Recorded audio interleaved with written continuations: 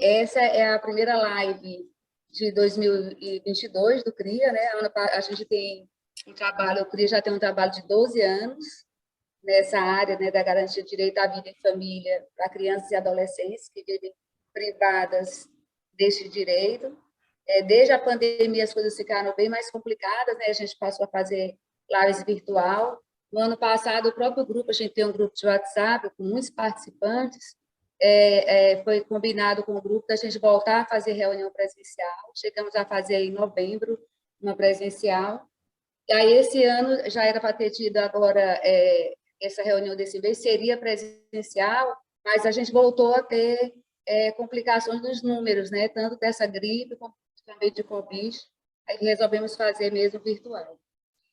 E é com muita alegria que essa primeira live, que tem como tema aspectos jurídicos e afetivos na adoção, que a gente tem a doutora Rosana como convidada, que é uma militante ferrenha, porque eu tenho muita admiração, militante ferrenha por nossas crianças e adolescentes, né, no direito a viverem em família, na causa da adoção, é psicóloga, é diretora jurídica do Movimento Nacional da Adoção, é advogada, militante em vários grupos da adoção no estado de São Paulo.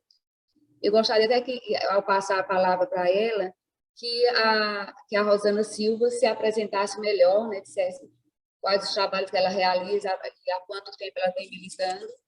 Tá, então, o que a gente planejou foi, a Rosana vai fazer uma fala e, na sequência, a gente vai conversar, vai ter esse bate-papo, já que o nome é o Papo da Adoção do CRIA.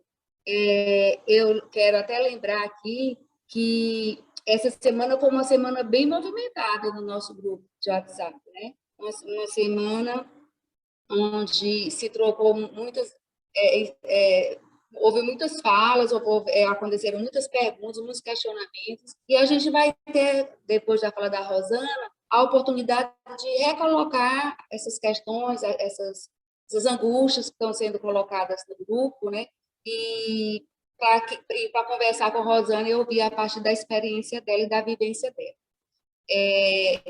Ao grupo, Rosana, para seu conhecimento, ele tem militantes da causa, porque tem os funcionários do CRIA, ele tem pessoas que já adotaram, mas ele tem majoritariamente pretendentes à adoção, parte deles já habilitados e parte ainda em processo de habilitação, outra parte ainda amadurecendo essa ideia de iniciar o processo de habilitação para adoção. Então, é para esse público que você vai falar. Muito obrigada por você ter aceitado o nosso convite, e a palavra está com você. Muito obrigada pelo convite, eu adoro bater papo mesmo sobre adoção, e, bom, meu nome é Rosana Ribeiro da Silva, e eu entrei no mundo, no universo da adoção, porque numa época eu estava tentando engravidar, e eu estava com dificuldade para engravidar, e coincidentemente uma outra amiga, né, estava também no processo de tentativa de obter uma gravidez biológica. No final das contas, eu acabei engravidando, eu tenho gêmeos de resultado de fertilização in vitro, e essa minha amiga, ela teve na mesma época, meus filhos estavam fazendo 1 ano, ela fez a última tentativa dela e ela teve uma gravidez ectópica, né? E ela teve muitos problemas, ela acabou me dizendo, olha, Rosana, eu pensei muito e cheguei à conclusão, eu quero um filho, e a forma pela qual o meu filho viria, isso agora já não me importa, tá? Eu já tentei várias vezes a reprodução medicamente assistida, e eu cheguei à conclusão de que não é através da fertilização in vitro ou de outras formas de reprodução assistida que eu vou conseguir realizar meu sonho de ser mãe. Então, eu decidi que eu vou adotar, que eu quero um filho, não quero uma gestação necessariamente. Nós duas éramos formadas em direito, né? Nós duas advogadas. E ela falou, só que eu não entendo nada, Rosana, sobre adoção, você não me dá uma mão? Eu falei, tudo bem. Como eu tenho, muitos filhos de vocês virão com isso, né? Eu tenho transtorno do déficit de atenção com hiperatividade, né?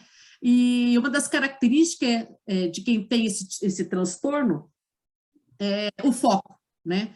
E o que acabou acontecendo? Eu me embranhei na adoção Isso há 12 anos, a filha dela já fez 12 anos, veio por adoção um ano depois que a gente começou a estudar sobre adoção, e eu acabei procurando informações, estudando como que juridicamente na época se fazia adoção, e acompanhei toda essa busca dela de conhecimento. Naquela época ainda não existia, né, nem o Cadastro Nacional de Adoção, então fez vários pedidos de habilitação em várias comarcas do Brasil inteiro. Então, assim, foi uma vivência muito interessante, diferente do que é hoje, né? Aí, no final das contas, ela adotou, e depois que ela adotou, ela perdeu o contato com o universo adotivo. Mas eu, né, como qualquer pessoa com transtorno de déficit de atenção, me interessei tanto pelo assunto que eu nunca abandonei. Então, estou há 12 anos nesse universo maravilhoso da adoção. Tá?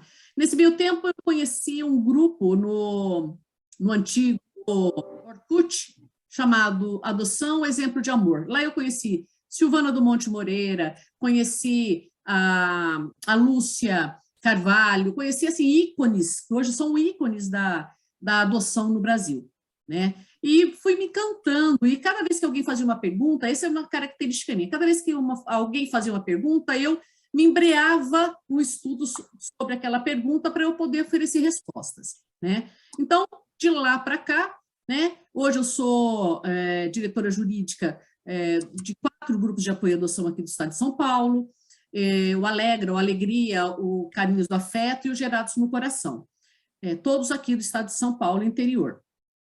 E sou também, né, como diretora jurídica do Movimento Nacional de Adoção, e sou assessora jurídica da HASP, né, que é da Associação dos Grupos de Apoio à Adoção do Estado de São Paulo, sou também assessora jurídica do AMAR, do Rio de Janeiro, e eu estou sempre me metendo em assuntos pertinentes à adoção, tá bom? Então, eu preparei aqui para vocês um apanhado geral, porque a gente tem aí meia hora para bater um papinho, e eu queria falar geralzão com vocês, fazer um apanhado geral sobre adoção, não só aspectos jurídicos, mas também os aspectos sociais, afetivos. Então, vamos lá.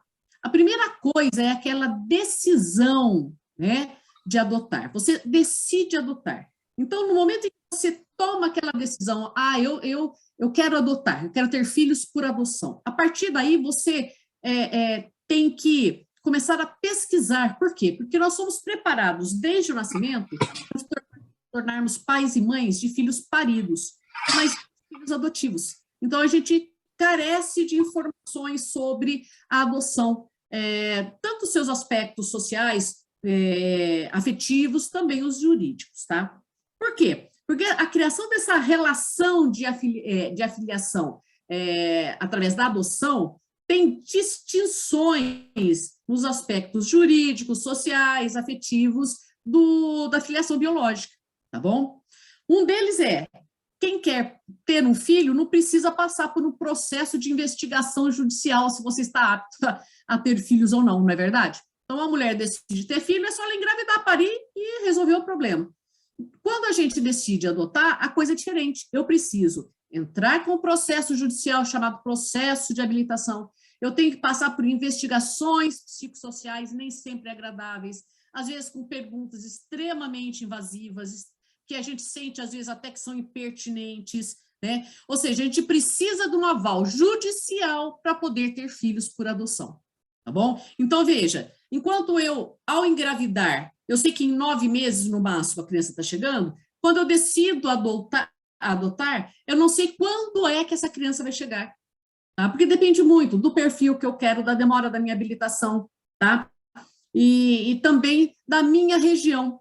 Como que a minha região está no que tange a adoção, tá bom? Então, veja, tem todo um contexto totalmente diferente do contexto daquela mulher, daquela família que engravida e pare um filho, tá bom? Bom, e agora, do ponto de vista da criança que você está adotando, tá? Primeira coisa que você tem que ter em vista, ninguém adota, né? A adoção não é meio de solução de problemas sociais, tá bom? Então, o Estado não põe a criança em adoção para resolver é por uma questão de política pública. Não é, tá bom? O objetivo é dar paz a uma criança que deles careça, tá bom? Mas veja, carece por quê? Ou porque os perdeu, ou porque teve que ser afastado do convívio daquela família. Tá legal? Porque toda criança tem o direito à convivência familiar e comunitária, tá?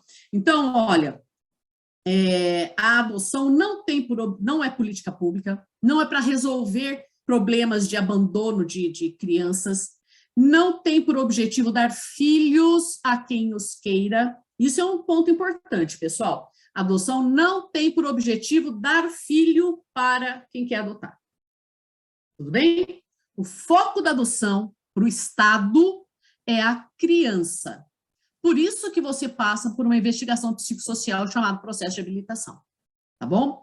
Por isso que a criança passa por um processo de destituição do poder familiar, depois de passar por um procedimento que se averigua a inviabilidade do retorno dela para a sua família de origem, tá bom? Certo? Então, primeiro ponto, eu decido ter filhos por adoção, eu tenho que me reinventar, porque é totalmente diferente a filiação adotiva da filiação biológica, então eu preciso de um tempo para essa minha habilitação, para eu estar pronto para adotar. Eu tenho que compreender que, do ponto de vista do Estado, não sou eu, adotante, o foco, e sim a criança que é o foco, ela tem direito à família, e você vai ofertar a ela essa família, tá bom? Então o Estado, por isso, investiga você, porque o Estado tem a obrigação de garantir convivência familiar para essa criança. Bom, jamais adote para substituir filho perdido, jamais adote por filantropia, tá? Porque filho parido adotivo não tem obrigação de ser grato ao pai e à mãe, tá bom? Certo? Criar filhos é uma responsabilidade muito grande, tá? Lídia Weber, por exemplo, ela defende que qualquer futuro pai, qualquer futura mãe, seja de filho parido, filho adotivo, tem sempre que se preparar e sempre verificar quais são as suas motivações, que expectativas você tem com relação a essa gestação adotiva ou afetiva, né, afetiva ou biológica, quais são os desejos, que medos você tem, tudo isso tem que ser refletido com muita cautela por quem queira filhos, tá bom? E você tem que sempre estar ciente dos riscos. A gente tem a tendência a idealizar, sonhar no sentido de criar uma expectativa nem sempre real, tá? De quem seriam esses filhos, do que seria você próprio enquanto pai, enquanto mãe, tá bom? A gente tem que frequentar os grupos de apoio à adoção, pré-adoção, porque a gente precisa compreender os riscos de uma adoção. Riscos no sentido da criança se adaptar a vocês e de vocês se adaptarem à criança, tá bom? Porque, veja, você mesmo pode ter limites, tá? Às vezes você tem certas coisas que mexem com você de tal forma, tão profundamente, que você precisa de acompanhamento psicológico, não a criança. Existem situações assim, tá?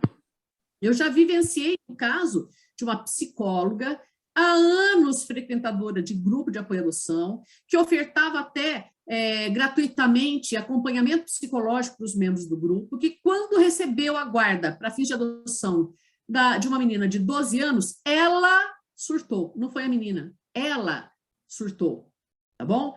Ela se infantilizou de tal forma, ela começou a atribuir toda a culpa daquilo não está dando certo à menina. Foi uma situação extremamente desgastante para ela, principalmente para a menina, e até para o grupo todo, porque o grupo todo não sabia o que fazer mais para ajudar, porque ela era completamente refratária a qualquer tipo de ajuda, ela não conseguia perceber que ela é que saiu do prumo, tá?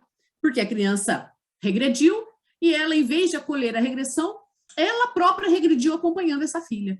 E não conseguiu, por conta disso, ela, infantilizada, não conseguiu compreender aquela dinâmica, apesar de ser psicóloga, e isso resultou numa devolução. A menina está sendo adotada por um outro casal no momento, tá bom? Outra coisa, você precisa conhecer também os limites da sua família. Quando a gente adota, nós temos uma família, nós temos alguém ao nosso redor, tá? Uma família, nós próprios temos uma família extensa. E é importante que a preparação também seja da família extensa.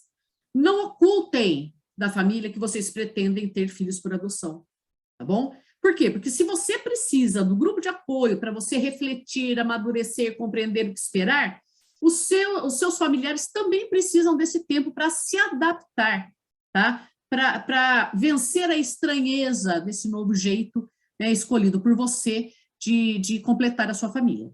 Tá legal?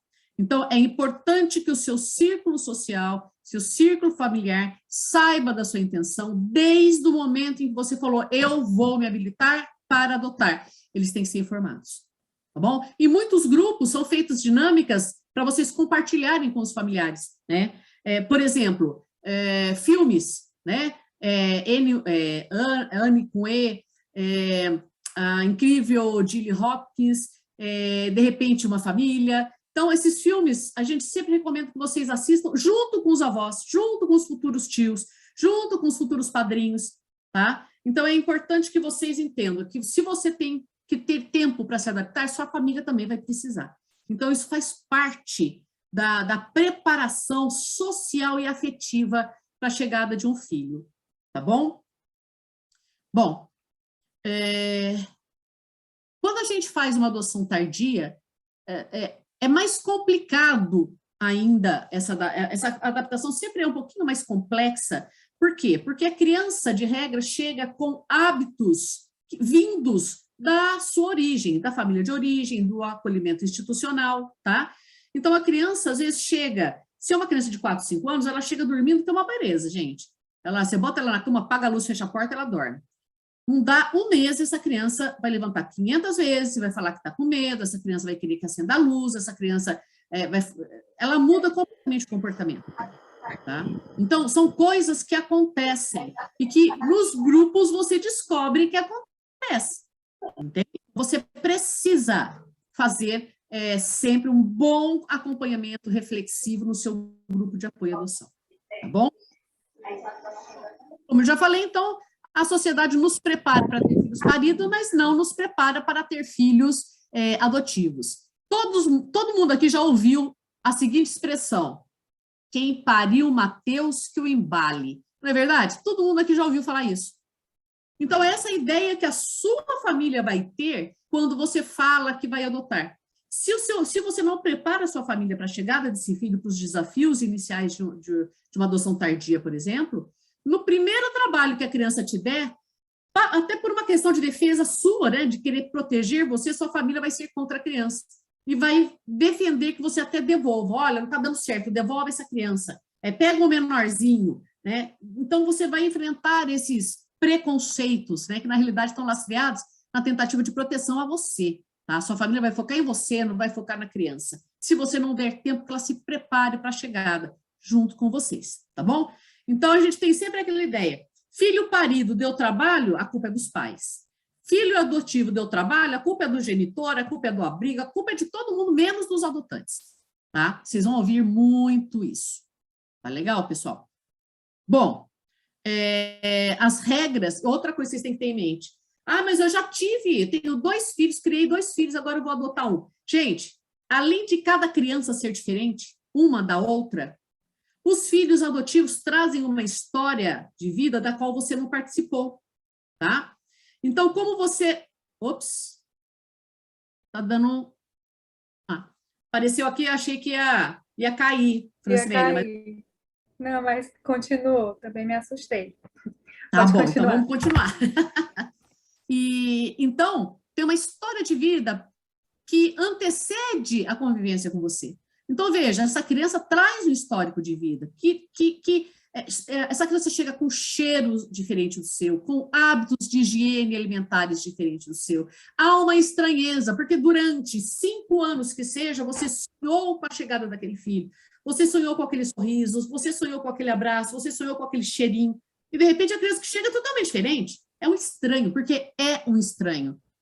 Mas filho parido também chega como estranho na sua casa. Tá bom? Então, não ache que é só porque você está adotando que você está tendo essa sensação de estranheza, tá? Você estranha a criança que não coincide com o sonho que você teve, o mesmo acontece com a mãe parida, e você estranha, porque você tinha certeza que você ia dar conta. Você tinha certeza que para você, nossa, essa é a coisa mais fácil do mundo. De repente, você descobre que não é bem assim, tá bom? Que você também tem que se reinventar, certo? Bom, o que você deve esperar, então, na chegada de um filho que vem pela adoção? Costumes diferentes da sua família, maus hábitos, em regra, chega com péssimos hábitos alimentares, higiene, tá? De regra, a pessoa acha que aquilo é uma manifestação de mau caráter, e não é. A criança, ela é reflexo da vida que levantou, que teve antes.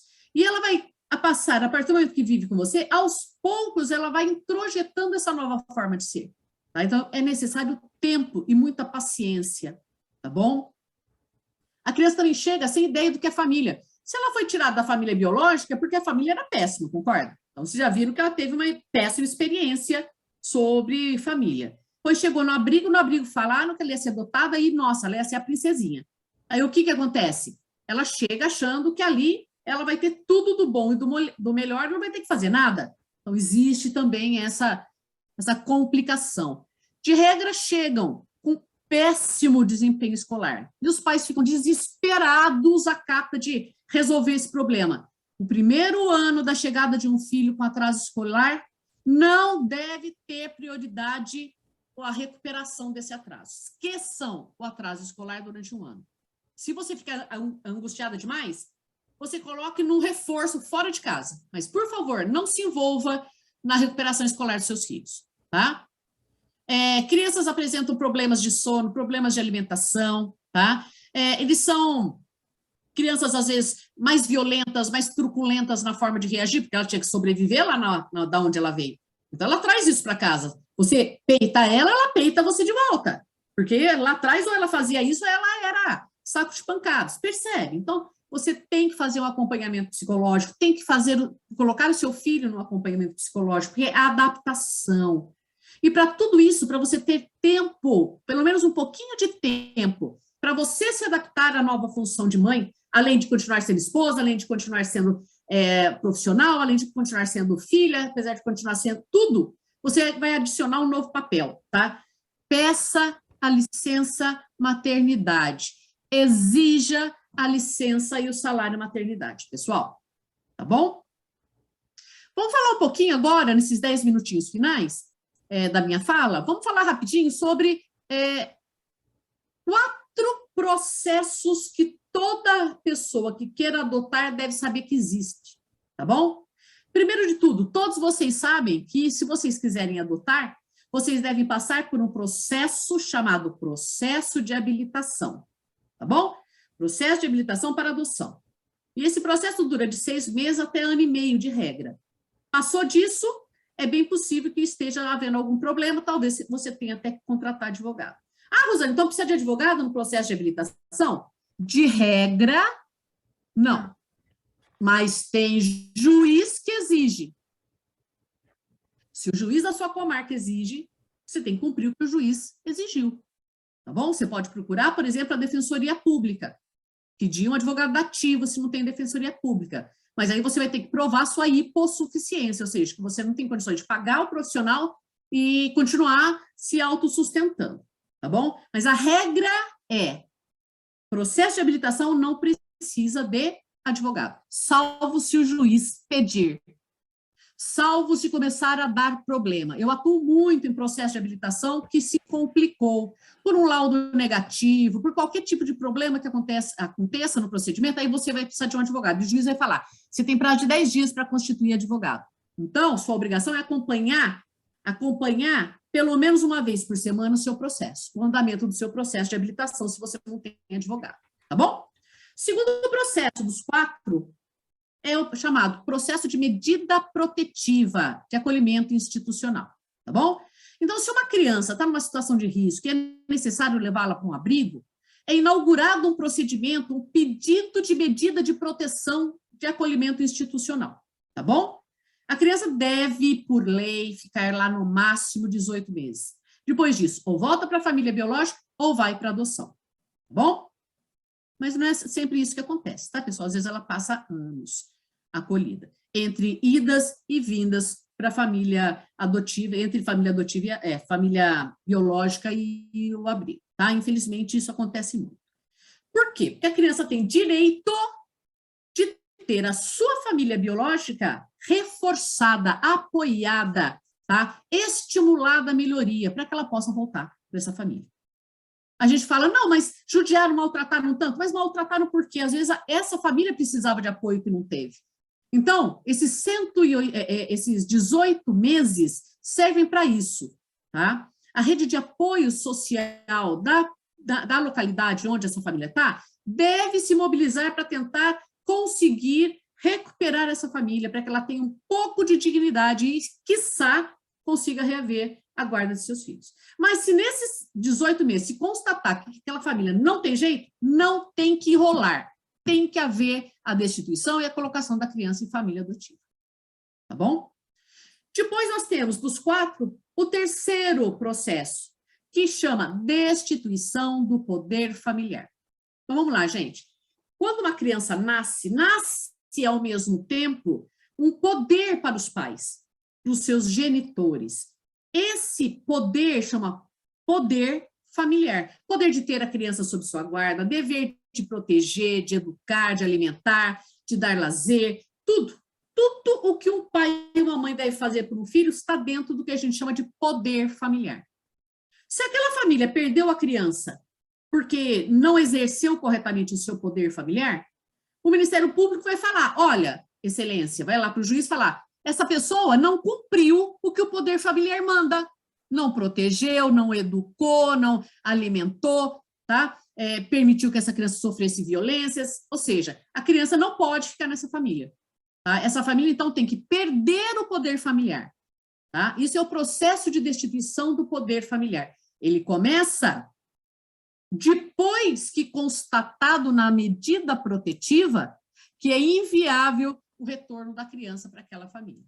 Tá bom? Se lá na medida protetiva, todos os estudos psicossociais feitos, tá? Por toda a rede de apoio que foi ofertada para essa família biológica, se constatou a inviabilidade da reinserção, da volta da criança, aí o promotor pega cópias deste processo de medida protetiva e cria um novo processo chamado processo de destituição do poder familiar, para tirar, para extinguir o poder familiar daqueles genitores, daquela família sobre aquela criança.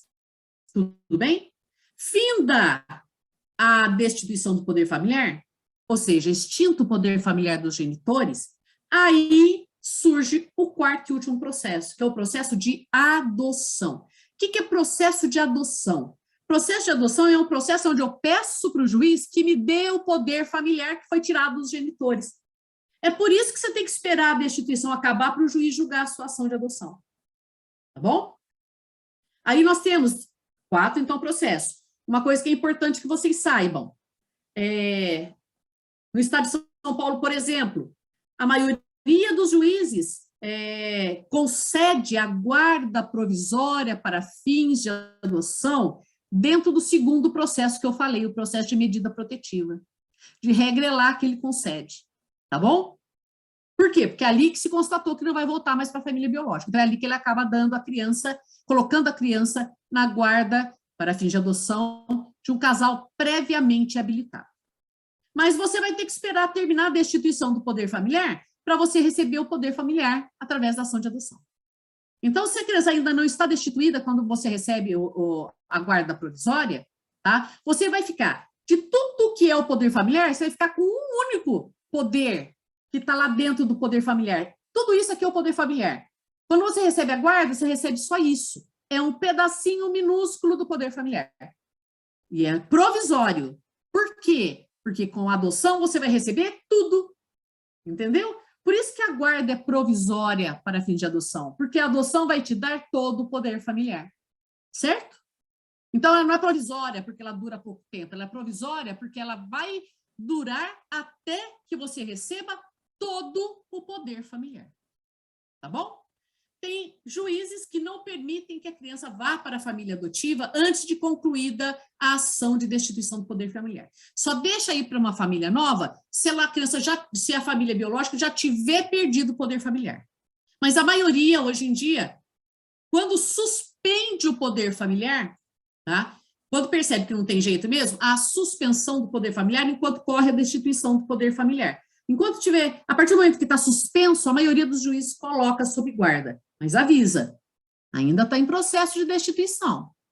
Se de repente algo mudar, a criança pode ser retirada de você e voltar para a família biológica. Isso acontece muito? Não, não acontece muito, tá? Vamos dizer assim, acontece menos reversão de guarda para fim de adoção do que abortos espontâneos entre as mulheres que engravidam, tá bom? Então, aí a pessoa fica desesperada. Não, eu só quero criança destituída, porque eu não quero o risco de perder o meu filho para a família biológica. Vem cá. De regra, quem está entrando na fila de adoção já tentou engravidar, já teve perda gestacional, já teve tentativas de engravidar que não deram certo, tá? Já tiveram abortos antes. Muitas mulheres que entram na fila de adoção tiveram vários abortos, tá? Sabe o trauma que é um aborto, mas sabe que você tentou de novo. Então, pare e pense. Você recusar adotar uma criança que ainda não está completamente destituída, poder familiar suspenso, mas ainda não destituída completamente, há risco. Pequeno, mas há risco. Você tem que estar ciente disso. Tá bom? Do mesmo jeito que a cada gravidez que você tenha, o risco de uma perda, de um aborto, existe. Ninguém pode esconder isso de você.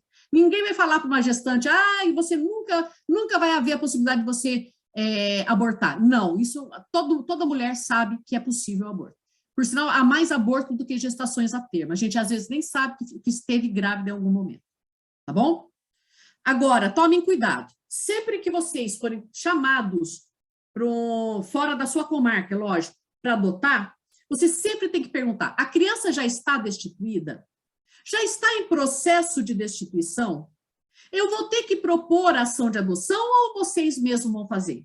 Saibam, você tem que perguntar isso, pessoal, para você não ser pego de surpresa. Volta e meia encontro adotantes que se surpreendem quando são intimados pelo juiz da criança, perguntando, e aí, como que está a ação de adoção? Porque não sabia que tinha que propor ação de adoção. Então, cuidado, gente. Sempre haverá ação de adoção. Ou ela vai ser administrativa, o juiz faz e toca tudo sozinho, ou vai ter que contratar um advogado, que é o advogado que vai tocar o processo. Você tem que perguntar, tá?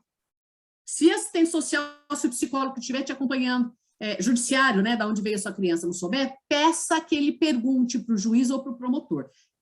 Você tem que, antes de dizer sim e dar início à aproximação, você tem que saber o que você vai esperar, tá bom? Por exemplo, tem juiz que convoca o habilitado e fala, você vai propor ação de adoção aqui, eu vou fazer tudo de forma administrativa, mas vai ser tudo aqui. Tem outro juiz que fala, eu vou te dar guarda lá no medida protetiva, vai para sua casa e lá você propõe ação de adoção. Tem juiz que fala, aqui precisa de advogado, outro diz, aqui não precisa. Percebe? Nesse juiz, ele coloca sob guarda dentro da medida protetiva, o outro exige que você propõe ação de adoção para conceder a guarda. Então, cada juiz interpreta a lei a seu modo. Não tem erro na interpretação do juiz, mas há uma miríade de possibilidades. Você tem sempre que perguntar, tá bom? Uma das primeiras perguntas, quando você é convocado, está destituído? Está em processo de destituição? Vou ter que propor ação de adoção? Não vou ter que propor? Tem que contratar advogado ou não preciso contratar advogado? Sempre pergunte isso, por favor, pessoal. Transvelha, era mais ou menos isso o resumão que eu tinha para fazer. A Francimélia, não sei se ela vai conseguir, né? Porque ela está com problema lá no equipamento dela, responder aqui. E me passou a tarefa de continuar conduzindo.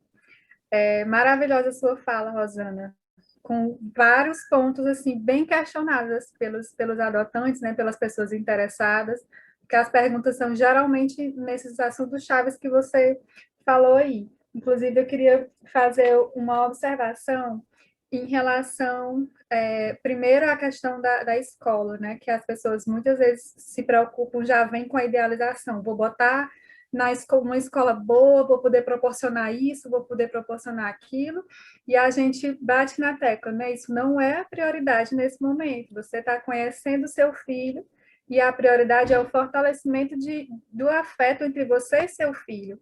E as outras coisas vêm depois, devagar as coisas vão se ajeitando. E em relação a isso também, o devagar as coisas vão se ajeitando, o devagar não é 2 semanas, que às vezes as pessoas, não, eu entendo, eu estou preparada, eu entendo que eles não vão chegar, mas assim, passa 2 semanas, já fica Já está assim, angustiado. impacto, já está agoniado. Mas será que vai mudar? Estou com medo de não se adaptar. Não, não é só 2 semanas, gente. São meses e cada um tem seu tempo, né? Cada um tem a sua história. Nem todos vão chegar com a mesma dificuldade, mas é melhor a gente se preparar para a dificuldade, para saber lidar, né? Essa questão do tempo, as pessoas se angustiam muito quando começa, quando aparece. E outra questão, aí eu queria que você, se você pudesse, pela sua experiência, conversasse um pouco sobre isso, é a questão da família de origem. Como você falou também, a questão de que eles violaram o direito. Com certeza, se essa criança saiu, ela não veio de um ambiente saudável, né? Mas aí, muitas vezes também fica a dúvida na cabeça do adotante como se referir a essa família de origem. Às vezes, a gente sempre orienta, falar mal não é o melhor caminho para a saúde do seu filho, né? Mas fica-se, às vezes, um ciúme, um medo da criança amar mais o biológico, etc. Então, eu queria que você fizesse uma observação sobre isso também, com base no que sua experiência aí. Então, olha, sobre a questão da família de origem, uma coisa que é importante que a gente tenha em mente é o seguinte: muitas crianças são retiradas da sua família de origem, elas próprias não compreendem por que foram retiradas. Porque, veja, quando você é criado num ambiente nocivo, vicioso, você não tem noção, principalmente se você é criança, você não tem ideia de que aquilo não é bom para você. Então, a retirada da criança da família biológica, para ela, a criança sempre será uma violência. Tá bom? É violento. De um modo ou de outro, ela está sendo retirada das figuras de afeto dela. Mesmo aquele genitor que estuprava, mesmo aquela genitora que levava a criança para ser abusada sexualmente, mesmo assim havia afeto. E essa criança se sente violada ao ser tirada dessa família. Tá bom? Então, sempre vai haver um momento em que essa criança vai sofrer pela perda. Porque, veja, quem é que perdeu a casa? Não foram os genitores que abusaram, é a própria criança. Você percebe? Percebe que ela é que vai para a cadeia e não o adulto? Então, ela está sendo punida. Então, ela passa uma fase que, normalmente, a criança acha que alguma coisa ela fez, alguma coisa ela deixou de fazer, que levou a ser retirada daquela família, tá? Com acompanhamento, com apoio, né? Sempre os abrigos oferecem um apoio psicológico mínimo, mas oferecem, tá? Essa criança começa vamos dizer assim, elaborar aquelas perdas.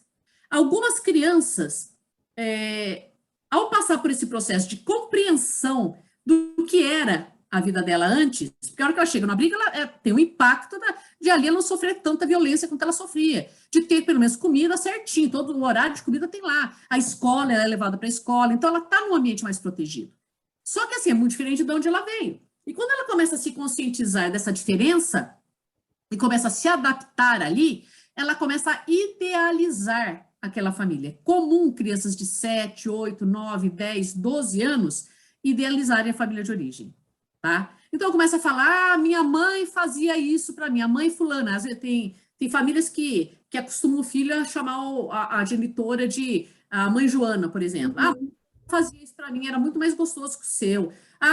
Percebe? Começa aquela comparação, porque a criança realmente ela tem que comparar, porque ela tem um modelo que nem sempre é real, mas sim idealizado, né? Porque ela tem que acreditar que a culpa não foi dela, tá? Que aquela mãe não era tão ruim assim, né? Então ela precisa idealizar aquilo. E ela começa a confrontar com você dentro de casa. E isso angustia os adotantes. Fala, pô, mas não fui eu que fiz isso, não fui eu que fiz aquilo. Ele fica comparando, fica falando como se fosse uma maravilha, dá vontade de virar. Eu tive já um caso de uma adotante que falou assim: você sabia que você tem AIDS porque eu sou a mãe infectou você? Que é isso, gente? Né? Essa mulher estava totalmente desvirtuada, porque ela falou, Rosana, eu não aguentava mais ela idealizar aquela mãe, que aquela mãe era perfeita, era maravilhosa, que eu é que não sou boa, eu que não... Eu tive que botar ela na realidade. Não é assim que você bota aquela criança na realidade. Você tá... É assim, não é que aquela mãe era boa, dentro dela essa mãe tem que ser minimamente boa, porque senão isso aniquila a própria criança. Ela se sente, putz, eu fui nem amada, eu consegui ser por aquela mulher que me pariu. Percebem? Então ela idealiza, ela confronta com você. Isso passa aos poucos, pessoal. Aos poucos, aquela imagem idealizada deixa de existir no ideário da criança e passa a ser substituído por você, tá? Porque pelos seus aspectos, pelas suas características. É tempo. Durante 1, 2, até 3 anos pode haver essa comparação. Você tem que ter paciência e saber que não era bom. Que se fosse bom, ela não estava na sua família, ela estava lá na família biológica ainda. Tenha paciência. Não é uma afronta a você. É um mecanismo de defesa da própria criança. Tá bom? Sim. Rosana, obrigada, Rosana. Vamos conversar aqui um pouco, ver aqui as perguntas que algumas pessoas estão fazendo, para a gente conseguir esclarecer um pouco mais. A primeira foi a André Luiza, que perguntou: tem uma união estável com meu companheiro? Para adotar, precisamos casar? Não, não. Você vai ter que comprovar a estabilidade da união, entendeu? Ou seja, 2 pessoas não podem simplesmente começar a namorar e entrar para a fila de adoção juntos. Porque a criança precisa de estabilidade. Ou ela vai ser adotada por uma pessoa solteira, ou por alguém em união estável casado com alguém, tá? Então, veja, você precisa estar casada, né? Eu tenho que ir no cartório e registrar minha união para eu poder adotar? Não, mas você vai ter que comprovar a estabilidade da sua família. Muitos casais que vivem em união estável, o que eles fazem? Eles fazem o registro da união estável em cartório. Pronto. Entendeu? Certo? Agora, precisaria? Não sei, depende da sua comarca. Tem comarca que exige, tem comarca que não exige. Mais uma vez, você tem que perguntar como é que é lá aonde você está se habilitando. Tá bom? Então, não precisa casar, não. Obrigada. A Emanuele comentou aqui: o que falar para aquelas famílias que querem adotar por ter um filho com algum tipo de deficiência e querem dar um irmão com o intuito de protegê-lo na falta dos pais? Eu acho que, nesse caso, essa pessoa tem que ser inabilitada. Ela que contrate uma empregada, uma cuidadora, tá bom? A gente não adota filhos para cuidar dos nossos filhos, entendeu? Essa criança é adotada para ser tão filha quanto. E a obrigação de cuidar dos filhos é dos pais, não dos irmãos. Tá bom? Quem pensar em adotar para dar um filho para um filho deficiente, ele está falando assim: a hora que eu morrer, esse daí vai ficar cuidando do meu filho. Não é isso que você tem que projetar. Tá bom? É errado esse raciocínio. Você está pensando em você está pensando em seu filho. Não estou falando de você, tá, Emanuela? Eu sei que é uma pergunta hipotética. Mas a pessoa que quer adotar para isso. Gente, tem caso de casais idosos que querem adotar para ter para quem deixar o patrimônio. Tá errado. Tá? Tá errado. Doa para uma instituição de caridade, você quer deixar para alguém, não é? Você só pode adotar se você quiser ter filho, independente de já ter ou de nunca ter tido filho, tá bom? Se essa pessoa der início a um processo de habilitação, a chance dela se habilitar é pequena, tá bom? De regra, já vi caso de comarcas que habilitam pessoas com esse tipo de perfil para adoção de adolescentes sem mínima chance de família. Eu acho errado. Tá? Eu acho que o Estado tem que dar dignidade para essa pessoa. E não tratar como objeto de satisfação de uma necessidade alheia. Tá bom? Certo. A Andrea, uma dúvida também que muitos chegam no CRI, como a gente executa o Família Acolhedora, chegam perguntando: por que quem tem a intenção de adotar não pode ser uma família acolhedora? Uma pessoa também ontem me questionou assim: Edilane, será que eu não deveria entrar como família acolhedora para conhecer um pouco essa realidade e me preparar melhor? Enfim, fica essa dúvida do programa e da adoção. A única pergunta que a gente tem que fazer para responder a essa pergunta é: você quer filho? Exatamente. A acolhedora não faz a pessoa filha. aquela criança não é sua filha, nunca vai ser sua filha. Mas você, a sua pessoa, está aberta para ter um filho. Te entregam um bebê, você é família acolhedora. Daqui 1 ano, 2 anos, essa criança está no momento adequado para ser encaminhada para adoção. Você vai abrir mão dela de forma voluntária? Não? Então você não pode ser família acolhedora. Família acolhedora não pode ter intenção de adoção. Uma coisa é querer ser mãe, outra coisa é querer ser padrinho, madrinha. Tá bom? A família acolhedora não é um espaço para você conviver e saber como é que essas crianças são. Ser família acolhedora não é test drive para saber se você vai ou não vai se dar bem com aquela criança. Família acolhedora não é elevador que evita a escada da fila de adoção. Tá bom? Eu não recomendo que ninguém que esteja com o coração aberto para adotar, tá, seja família acolhedora.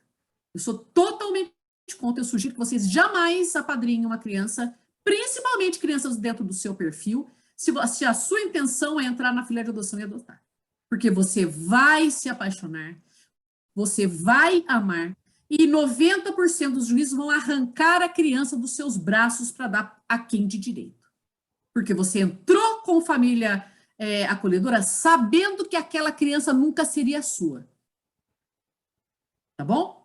Eu sou totalmente contrária à adoção de criança por família acolhedora. Salvo crianças sem chances de adoção pela fila de adoção. Por exemplo, uma menina de 15 anos. Eu quero ser madrinha afetiva, família acolhedora, madrinha afetiva, sei lá. Eu quero. Aí eu me apaixono e quero adotar. Aí, tudo bem, essa criança não tem ninguém na fila querendo adotá-la. Mas a grande maioria quer ser família acolhedora de bebês. Gente, não tem como não se apaixonar por um bebê. Então, se o seu coração está aberto para adoção, não se torne família acolhedora. Você vai sofrer, tá bom? Agora, quem nasce com perfil para família acolhedora é a coisa mais linda, porque eles dão família de verdade para aquela criança, mas preparam a criança para a família que virá. É muito lindo esse tipo de acompanhamento, tá? Quando bem feito. Exatamente. Essa foi a resposta, inclusive, para o casal que me perguntou ontem, né? Você acha que eu tenho que entrar antes para me preparar? Tem outras formas de se preparar. Se o seu coração já sabe que é a adoção que você quer, há outras formas de se preparar. Acredito até que esse casal esteja aqui hoje. Um outro comentário aqui. Boa tarde. Essa questão de ter filhos biológicos, às vezes sofremos preconceitos quando falamos da adoção. Tipo, mas você já tem filhos, senão por que querem adotar? Também ouvimos muito essa questão. Então, me senti muito... eu vou só já encaixar o outro aqui, porque aí você faz os dois, Rosana. Não me senti muito esclarecida sobre a ação de adoção. Poderia falar um pouco mais, que ela está em fase de aproximação. Estou em fase de aproximação e não ouvia falar acerca disso. Só acho que é sobre essa ação de adoção que ela teria que fazer, né? Então, pessoal, quanto à habilitação de casais que já têm filhos, não há, por lei, vamos dizer assim, a lei não faz qualquer distinção entre casais ou adotantes que já tenham filhos biológicos, ou filhos adotivos, ou filho nenhum. Tá bom? Se nós temos 4 casais na fila, um já tem 2 filhos biológicos, um tem um filho biológico, um tem um filho adotivo, um não tem filho nenhum, e surge um bebê de 2 anos para adoção, vai ser seguida a fila, não vai se procurar aquele que, esse aqui não tem filho nenhum, porque a adoção não visa dar filho a quem não tenha, já falei isso no começo da nossa reunião. É dar família para a criança. Por isso que essas pessoas que estão em fila, esse que já tem 2 filhos paridos, se a vez dela na fila, é ela que vai ser convocada. E não essa outra 4ª pessoa que não tem filho nenhum. Ela vai esperar a vez dela na fila como todos os outros. Tá bom? Então, assim, há preconceitos? Gente, há preconceito para tudo. Tem preconceito porque você é gordo, ou porque você é magro, porque você usa óculos, ou porque seu cabelo é comprido demais, seu cabelo é curto demais. Preconceito é assim, é alguma coisa que é infinita. O preconceito é infinito, pessoal. tá? Na adoção não é diferente, tá? E quando você escuta assim, nossa, que bonitinho, não tinha mais clarinho? Nossa, que belezinha! Você sabe o tamanho dele?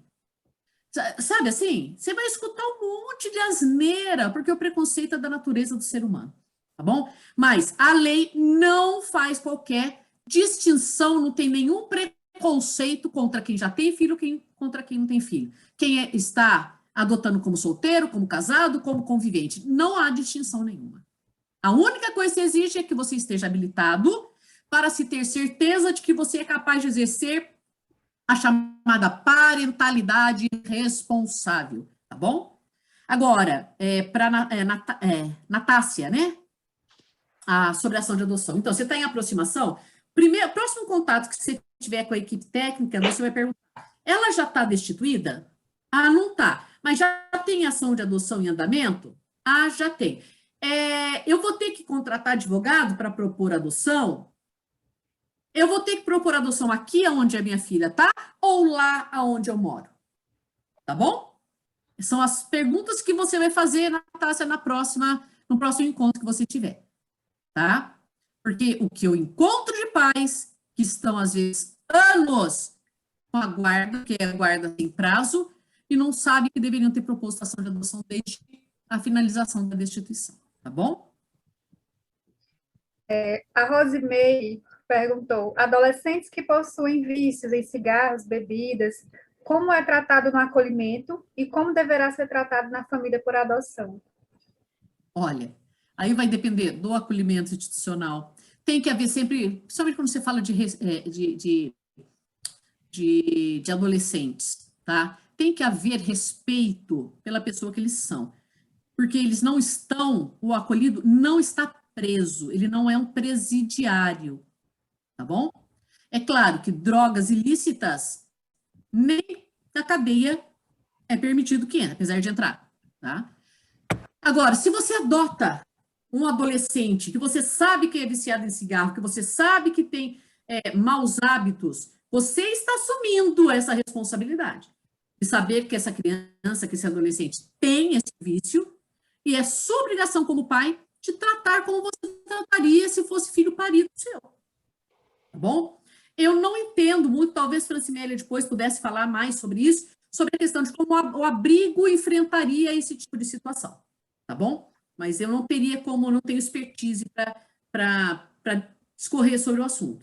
Apenas como adotante. Se você receber o seu filho adolescente sabendo que ele tem um celular que ele usa de forma livre, que ele fuma cigarro, que ele já namora, entendeu? Você tem que estar ciente disso. E você não pode simplesmente falar, agora que você entrou na porta da minha casa para dentro, agora você não fuma mais, daqui o celular não vai mexer mais, você não vai mais namorar. Não é assim que você está. Você está tratando com um ser humano. Tá bom? Então, não adote esse adolescente se você quer que ele se encaixe no quadradinho que você previu para ele. Não adote. Tá? Eu tenho muito medo de pessoas caridosas que decidem adotar adolescentes, tá? Porque, coitadinhos, eles não têm outras chances, tá? O Estado tinha que garantir outras chances para ele, não você. Porque você vai levar para casa uma pessoa que você não está querendo perfilhar, que você quer que seja agradecido a você e que você quer mudar a todo custo, para mostrar para a sociedade que você foi capaz de recuperar aquela pessoa. Não faça isso. Vai ser ruim para você e pior ainda para ele. Rosana, até que enfim eu estou aqui com o som. Eu só quero fazer uma parte. Fiquei aqui consultando meus filhos pelo celular. Bom, a gente nessa tecla aí a gente fala, eu costumo falar muito sobre a ansiedade do pretendente, né? E o risco de fazer uma mudança de perfil precipitada. Eu nem sei se você já falou sobre isso, porque como eu não estava ouvindo, de repente eu posso estar repetindo, peço desculpas. Porque assim, você só deve fazer a mudança de perfil para aquele perfil que realmente você se sinta, que você tenha certeza que dá conta. Porque cuidar não, está dentro de você. Que tá, exatamente, que você dá conta, que você se vê com aquela possibilidade. Porque criar gente não é fácil. Não interessa se é da barriga, se não é da barriga. É difícil, dá muito trabalho. Então, a gente, dura, viu? Às vezes, a gente se preocupa quando as pessoas começam a romantizar muito a adoção. É uma coisa difícil. Ser mãe é difícil, ser pai é difícil. Nossa. Então, você não deve, de repente, eu estou inscrita para uma criança, mas já está demorando 4 anos, aí surgiu um grupo de 3, eu realmente devo me arriscar para 3? Eu estou preparado para isso? Entendeu? Não. Então, eu tenho que passar por toda uma avaliação para ter certeza que você, de repente, dá conta de 3, porque se não der, não adote. Aquelas mudanças de perfil drástica, eu tenho pavor. Alguém que estava habilitado para uma menina branca, saudável, até 3 anos, de repente se encanta por uma adolescente linda, maravilhosa, de 14.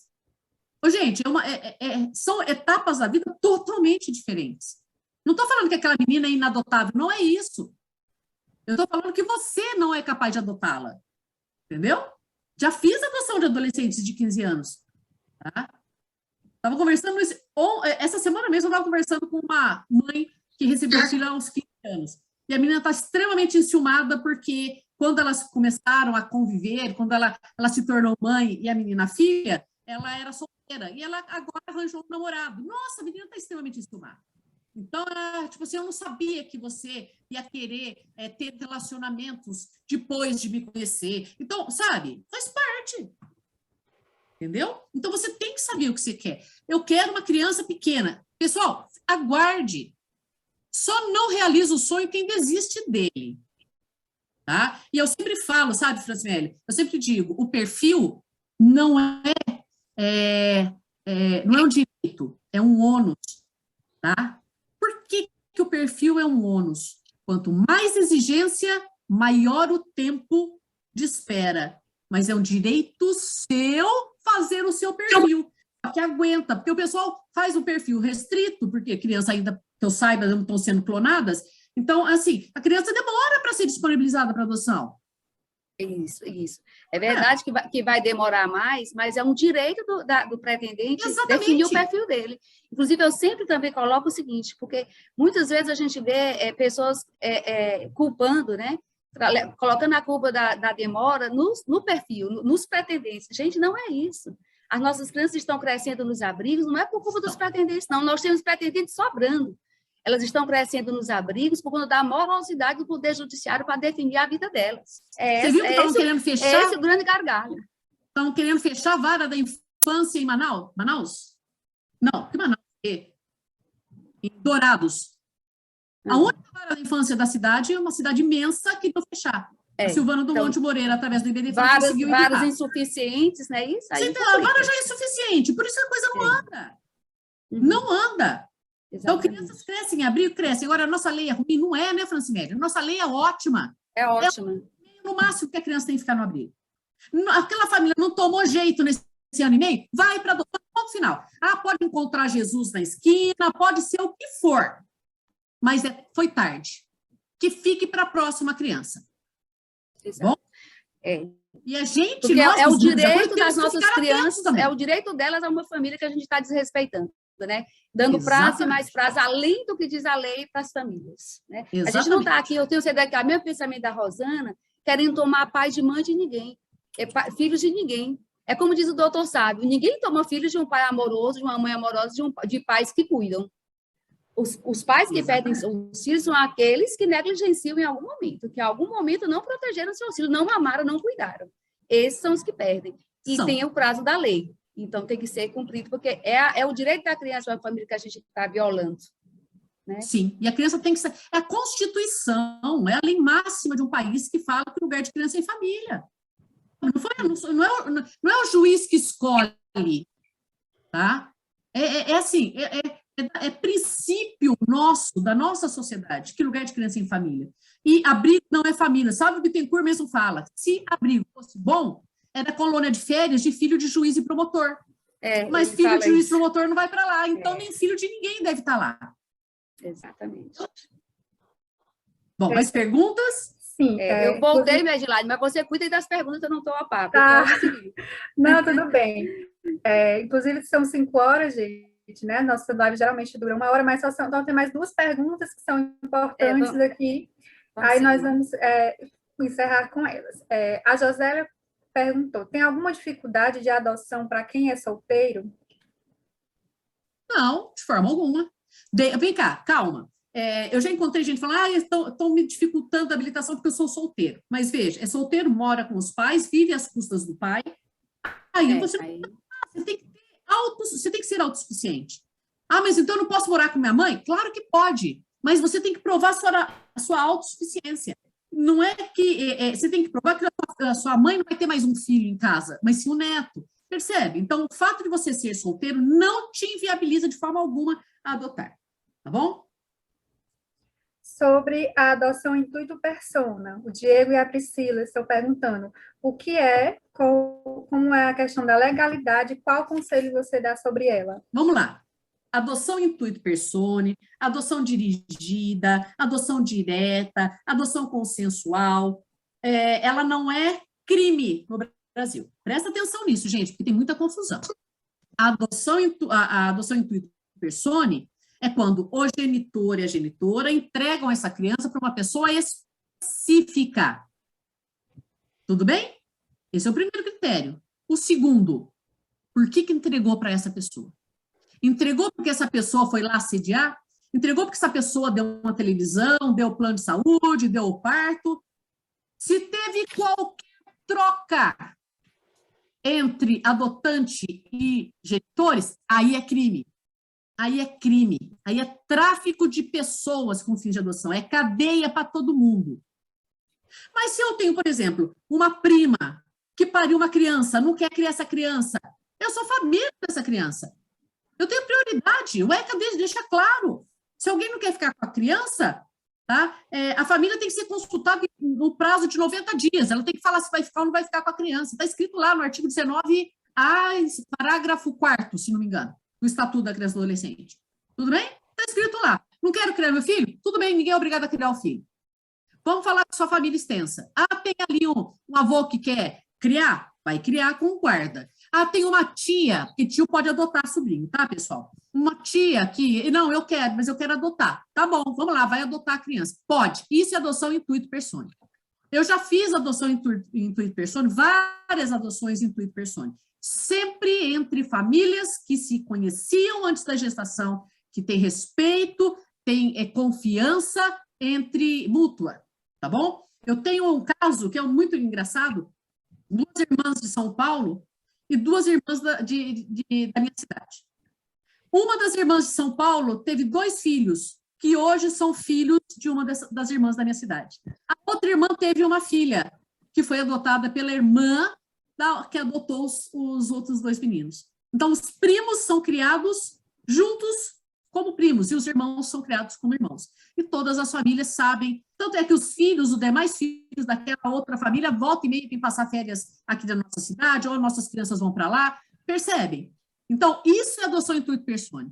Ir lá atrás de gestante, no Nordeste, tá? Para trazer a criança aqui para o estado de São Paulo, por exemplo, isso não é adoção intuito persone. Tá bom? Não saia a carta de gestante que queira dar. Saia a carta de gestante da sua família, pessoa próxima, chegada, que você respeite, que ela te respeite, aí você pode fazer a adoção intuito persone. Fora o risco, né? Qualquer desvio pode configurar crime contra a criança. E a consequência para o habilitado é sair da filha e não entrar mais.